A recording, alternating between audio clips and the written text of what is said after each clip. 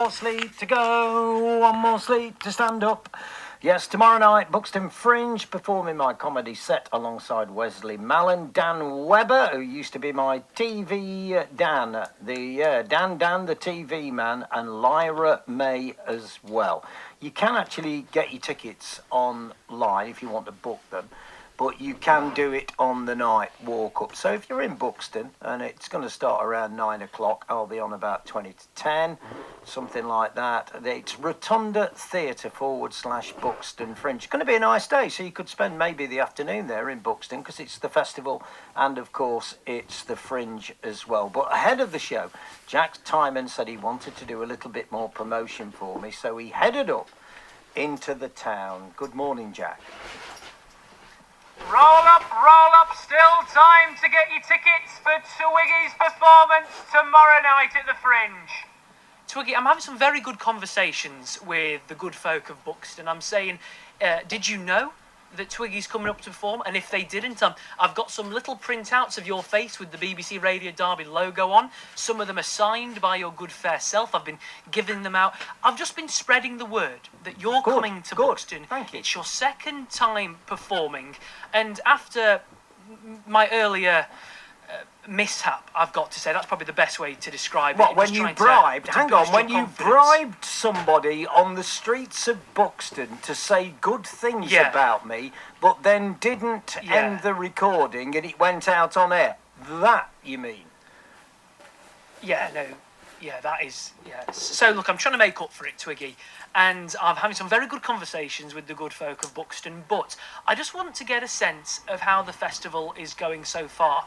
And Stephanie Billen is alongside of me. She's the marketing officer of the Fringe. A very good morning to you, Stephanie.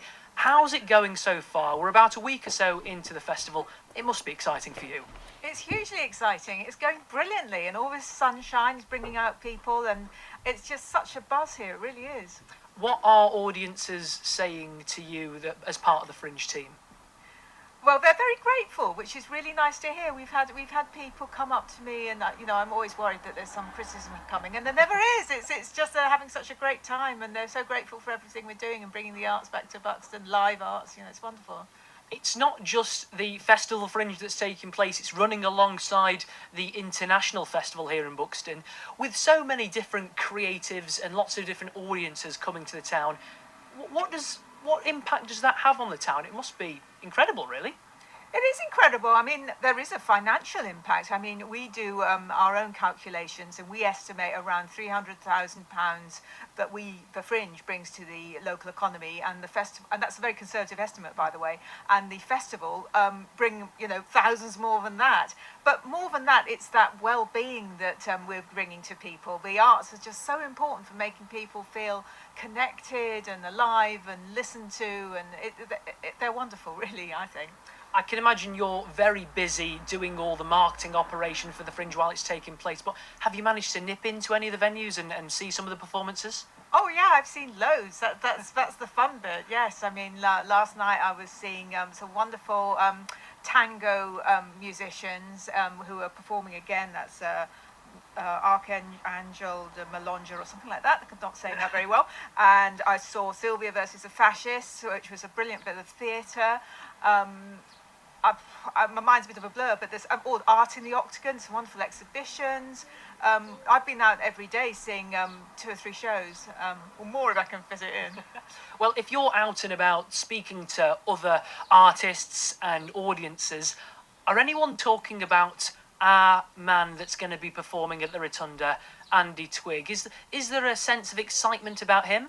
Definitely, it's been mentioned, so that people know he's coming, and there's a lot of curiosity, but he can't rest in his laurels. There's a lot of competition out there, Well, can you give me a flavour of what else he's up against tomorrow? What else has he got to be competing against for audiences?